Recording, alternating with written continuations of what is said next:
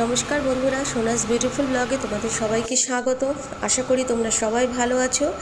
और प्रथमेई बोली आमी जेई दिन भिडियोटा शूट करेছি সেই দিনটা ছিল রবিবার, মানে গত রবিবার। আমার ভিডিওর কাজটা হয়নি, একটা বিশেষ কারণের জন্য করতে পারিনি আমি কাজটা, তাই জন্য অনেক দেরি করে ভিডিওটা দেওয়া হচ্ছে। আর এই যে দেখছো আমাকে ঘর পরিষ্কার করতে, তো ঘর ওই বাড়ি থেকে এসেছি, আসার পর এখানে ঘর বারান্দা ঝাড়টা দিয়ে পরিষ্কার করছি। আর এখানে ঘর পরিষ্কার করার আগে আমাকে কিন্তু মায়ের বাড়ি থেকে আগে বাজারে যেতে হয়েছে, তো বাজার করে এসে তারপরেই আমি ঘরের কাজকর্ম করছি।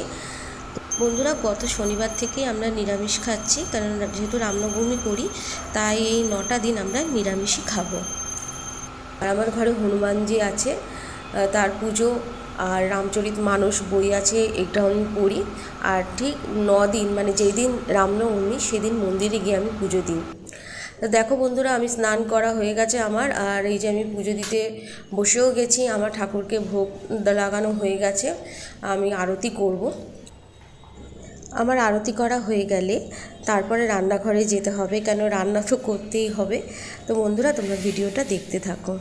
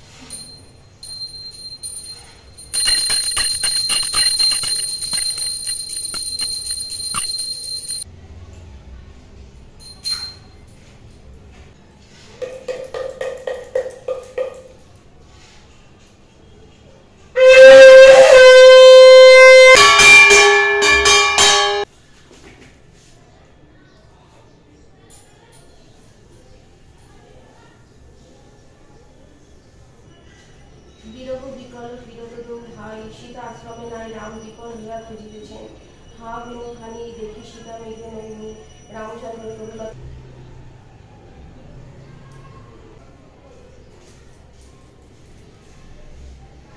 বন্ধুরা আমি রান্নাঘরে চলে এসেছি, একদিকে ভাত বসিয়েছি, একদিকে আলু ভাজা করছি। সকালবেলা টিফিনে আলু ভাজা রুটি খাওয়া হবে। আর একটু শাক নিয়ে এসেছিলাম, শাক রান্না করছি। আর এখানে আলু দিয়ে সজনে দিয়ে পোস্তও করা হবে। এই যে পোস্ত বাটতে বসবো, এখনও বাটা হয়নি। আর এখানে একটু মশলা করে রেখেছি, এখানে এঁচড় সিদ্ধ বসিয়েছি, এঁচড়ের তরকারি হবে। তো বেশি ও বলেছে এঁচড়ের তরকারিটা একদম শুকনো করতে না, একটু কাদা কাদা ভাব থাকতে।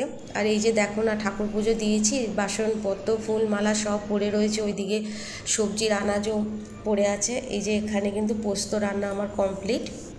বন্ধুরা তোমরা কিভাবে করে পোস্ত রান্না করো অবশ্যই কমেন্টস করে জানাবে। কারা কারা পোস্ত খেতে ভালোবাসো অবশ্যই জানাবে। আর বন্ধুরা পোস্তর বড়া তো কোনো কথাই হবে না, খুব ভালো লাগে ডালের সাথে পোস্তর বড়া। এখানে এঁচড়টা সেদ্ধ হচ্ছে, আর একটু সেদ্ধ হয়নি।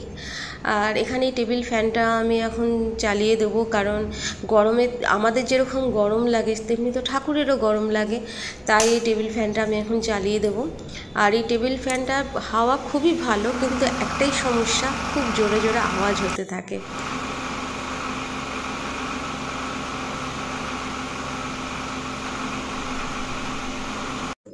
আর এদিকে বন্ধুরা আমি এঁচড়ের তরকারিটা কষাচ্ছি, আলু এঁচড় দিয়ে ভালো করে একটু কষিয়ে নেব। কষিয়ে নিয়ে তারপর একটু জল দেবো, কারণ এখন তো আমার নিরামিষ খাওয়া হবে আমাদের ঘরে, কোনো মাছ মাংস ডিম আমি কোনো কিছুই ঘরে ঢোকাবো না এখন।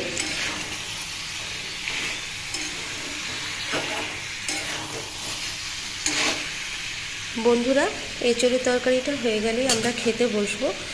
আজকে রান্না করতে করতে দেরি হয়ে গেছে, নাহলে আমি খাওয়া দাওয়ার আগে আমি গ্যাস মুছে দিই। তারপর বন্ধুরা যে কটা বাসন বেরোয় সেগুলোও মাজাঘষি করে ফেলি, কিন্তু যেহেতু দেরি হয়ে গেছে তাই পরে করব।